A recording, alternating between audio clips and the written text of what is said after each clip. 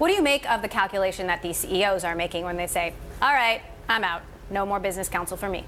Well, I think, as we've talked about previously on your show, I think there's a difference between partisan and policy behavior. I don't think CEOs can engage in partisan behavior, but over the weekend, this wasn't a partisan issue. If you look at any prominent Republican, including most of the more conservative members of the Republican Party, were very explicit in denouncing the protests in Charlottesville. So this is not a partisan debate. It's basically President Trump and a very small sliver of his party versus most mainstream Republicans and conservatives. What's your take on how tech companies should handle speech like this, like the Twitter @YesYou'reRacist account, Google, shutting down that YouTube channel, Facebook deleting blog posts related to this topic?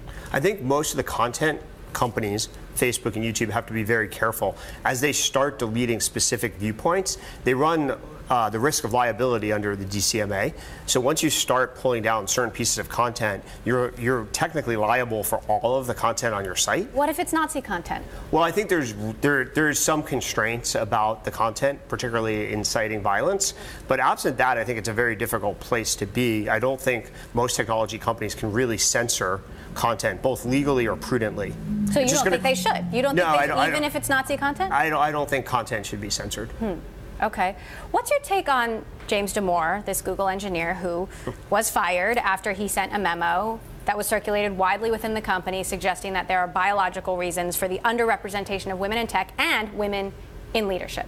I think he made several points. One I agree with, and one I know I'm not an expert in. I definitely agree that Google is an intellectual monoculture. Like if you surveyed Google and said what fraction of Google employees voted for Trump, what fraction of Silicon Valley Google employees voted for Trump, it'd probably be 2 or 3%.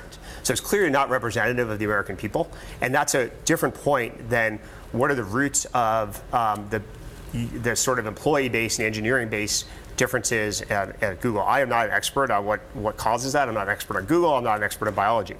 I do think that Google is taking some risk in being very draconian about some views. I think personally, if I was running the company, I think it's ridiculous that anybody spends 10,000 words and distracts an entire company. But Google has a culture where there's been these mailing lists with off-topic topics for a very long period of time.